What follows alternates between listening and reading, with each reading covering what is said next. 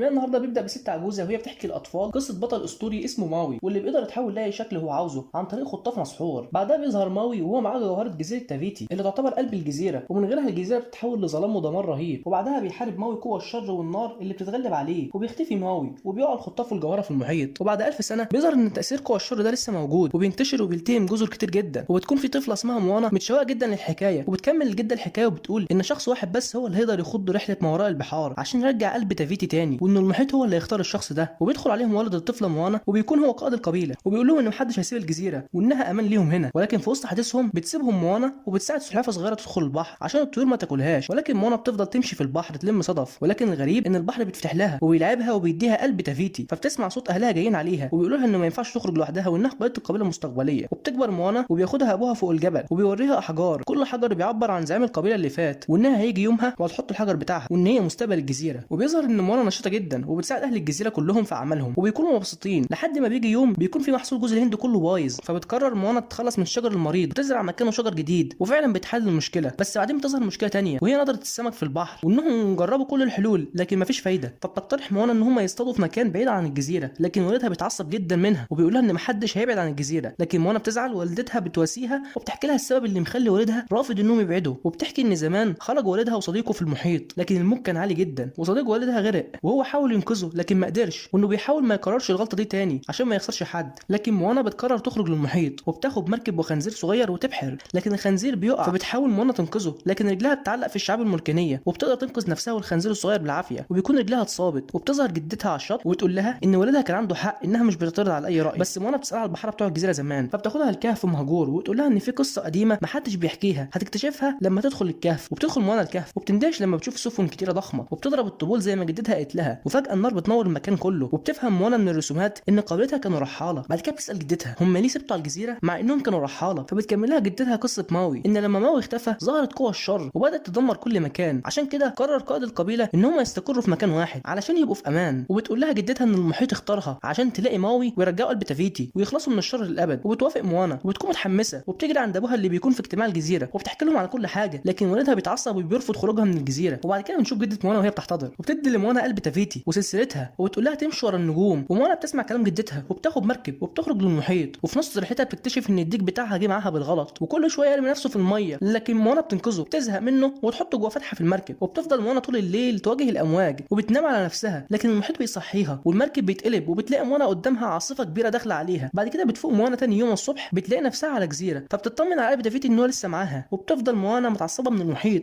انه بدل ما يساعدها قلب المركب ورماها على جزيره غريبه. لكن بتشوف موانا رسومات على الصخر وبتكون كلها على رسمه خطاف، وبتشوف موانا ظل شخص عملاق جاي عليها، فبتاخد الديك بتاعها وبتستخبى ورا المركب. لكن بيظهر ماوي وبياخد منها المركب وبيحبسها في كهف، لكن موانا بتخرج من الكهف وبتشوف ان ماوي خد المركب ومشى، لكن بتنط في المحيط والمحيط بيساعدها وبيوصلها للمركب، لكن ماوي بيرميها من المركب. بس في كل مره كان المحيط بيرجعها تاني، وبتقول له موانا انه لازم يساعدها يرجع قلب تافيتي، وبتوري له الحجر لكن ماوي بياخده منها وبيرميه في البحر لكنه بيرجع برضه تاني. فبتقول له موانا انت خايف من جوهره، فقال لها ان دي مش جوهره وانما لعنه بتسبب الموت. وبيظهر قراصنه على شكل جوز هند مره واحده وبيحاول ماوي يهرب منهم، لكن القراصنه بيقدروا يمسكوا المركب وبيهجموا عليهم وبيحاولوا يخطفوا قلب تافيتي، لكن الديك بياكله فبيخطفوا الديك. فبتطلب موانا من ماوي انه يساعدها ترجع الديك، لكن ماوي بيرفض. وبتنط موانا على السفينه وبتحارب القراصنه لوحدها وبتاخد الديك وبترجع بيه المركب وبيطلع الديك الجوهره من بقه وبتاخدها موانا وبيبعدوا عن القراصنه، لكن بيكون ماوي مبهور من جرأتها وشجاعتها ويعرفها ان رحلتها خطيره وهتقابل اكتر من كده بكتير، عشان كده هو مش هيشاركها رحلتها لانها بتكون رحله انتحاريه. فبتعرفوا موانا ان الناس مش فاكراه على انه بطل، دول شايفين انه واحد لسه محتال سرق قلب تافيتي وتسبب في لعنه هتدمر الكل، ولكنه لو ساعدها انهم يرجعوا الجوهره وينقذ العالم هيرجع بطل مره تانية. ماوي بيوافق بس بيقول انه محتاج الخطاف بتاعه عشان الخطه تنجح، فبتتفق معاه انهم يرجعوا الخطاف الاول وبعدها يبداوا رحله لتافيتي. وبتطلب موانا منه يعلمها ازاي تبقى بحاره حقيقيه وتحكم في المركب وتقرا النجوم. وبالليل بتنام موانا وبتحلم بكابوس مخيف وبتصحى تلاقي نفسها وصلت لجزيره مملكه الوحوش اللي فيها الخطاف بتاع ماوي. وبيطلب ماوي منها انها تستنى على المركب وانه هيروح يجيب الخطاف بنفسه، لكن موانا بترفض وبتطلع مع الجبل. ولما بيوصلوا قمه الجبل بتفتح فتحه غريبه فبينطوا فيها الاثنين، فبتلاقي موانا نفسها جوه ميه. وبتظهر بعد كده مملكه الوحوش اللي بيكون فيها وحوش غريبه جدا وبتحاول تهاجم موانا، لكنها في الاخر بتوصل لمكان الخطاف وبتشتت ملك الوحوش لحد ما ماوي ياخد الخطاف. ويكون ملك الوحوش مستغرب ان انسانه عاديه قدرت توصل لمملكته، وبينجح ماوي بمساعده موانا ان هو ياخد الخطاف ويخرجوا من المملكه. وبيتحول ماوي لنص سمكه قرش ده بسبب الخطاف، وبيشكر موانا على مساعدتها ليه وبيقول لها ان هزيمه الشر صعبه، لكن موانا بتصمم لان ده بيكون اخر امل لقابلتها والعالم. وفي الطريق بيحكي ماوي قصته ان اهله ما كانوش عايزينه ورموه في البحر، وقوه الخير هي اللي ادته الخطاف السحري ده وخلوه بطل ويساعد الناس بقوته، لكن كل اللي عمله ما كانش كانش كفايه بالنسبه للناس، فقرر ما يساعدش حد ابدا. وبتقول له موانا ان مش قوه الخير هي اللي خلته بطل، دي افعاله اللي خلته بطل. فبيقتنع ماوي بكلامها وبيقرر يساعدها ويوصلها، وبياخد منها الجوهره وبيتحول لنسر وبيطير للجزيره. وبيظهر وحش ناري عملاق وبيرميه في الميه وبتقع منه الجوهره وبيتحول لسمكه وبياخدها وبيرجع للمركب، والموج بيبقى شديد جدا وبيتحرق خطاف ماوي بسبب الوحش، وبيرميه الوحش العملاق بعيد عن الجزيره. وبيلوم ماوي موانا علشان ما سمعتش كلامه وكملت بالمركب على الرغم انه طلب منها انها تلف بيها بعيد، وبيكون متضايق لانه خطافه انكسر. وبيرجع لها الجوهره وبيقول لها ان هو مش هيروح للجزيره تاني لان ملوش فايده من غير خطافه، وبيكون خايف ان خطافه ينكسر منه خالص. وبيتحول لنسر وبيسيبها وبيمشي. وبتقعد موانا تعيط وتكلم المحيط وتقول له انه ليه اختارها هي الشخص الغلط، وبتطلب منه ياخد الجوهره ويختار شخص غيرها، وبترجع له الجوهره. وفجاه بتظهر موجه وبيظهر لون جميل جدا في الميه، وبتشوف موانا جدتها وبتحضنها وبتعيط وتقول لها انها فشلت في مهمتها. لكن بعد كده بترجع موانا في كلامها وبتنزل الميه تجيب الجوهره وتصلح المركب وتكمل الرحله لوحدها. وتروح موانا للجزيره تاني وبيظهر لها الوحش العملاق، ولكن موانا بتقدر تهرب منه عن طريق انها بتلف حوالين الجزيره وبتقع الجوهره منها وبتقع موانا في الميه. ولسه الوحش هيهجم عليها لكن بيرجع ماوي بيقطع ايد الوحش العملاق، وبتكون موانا فرحانه انه رجع. وبيواجهوا الوحش العملاق مع بعض، لكن الوحش بيكون قوي جدا وخطاف ماوي بيتكسر تماما. وبتكتشف موانا ان الجوهره لازم تتحط في قلب الوحش العملاق، وبترفع الجوهره وبيقرب منها الوحش العملاق. لكن موانا مش بتكون خايفه منه وتحط الجوهره في قلب الوحش وبيتحول الوحش العملاق لتافيتي، وبتكون جميله جدا. وبتكتشف لها ماوي انه سرق منها الخطاف، فبتسامحه تافيتي وبتديله خطاف هديه وبيشكرها ماوي وبيكون فرحان جدا. وبتدي موانا مركب جديده عشان ترجع لقابلتها، وبتنام تافيتي وبتتحول لجزيره وبترجع موانا لقابلتها، وبيكون الكل فرحان برجوعها وفخورين بيها وبيرجعوا لحياتهم القديمه كرحاله تاني بسبب موانا. وبينتهي فيلمنا هنا. ما تنساش تعمل لايك وسبسكرايب على قناتنا على اليوتيوب. سلام.